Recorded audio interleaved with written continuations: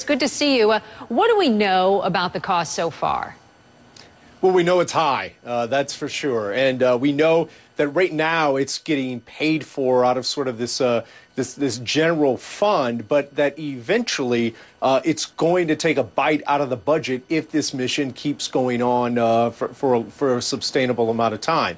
Take a look at what we mean, in imposing a no-fly zone. It sounds simple, but take a look at the cost there.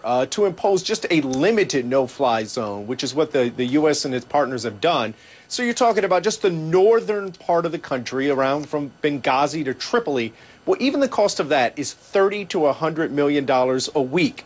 Why does it cost so much? Well, take a look at what's involved. You're talking about an initial barrage of 24 to 48 hours of massive amounts of Tomahawk missiles. To date, there's been about 160 of them fired.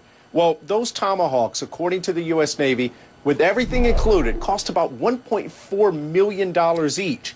So even if the U.S. didn't shoot them all, we know the British shot some of them, but say the U.S. shot 130 of them, well, you'll still be talking about $82 million, or actually $182 million for the Tomahawks that have been fired so far.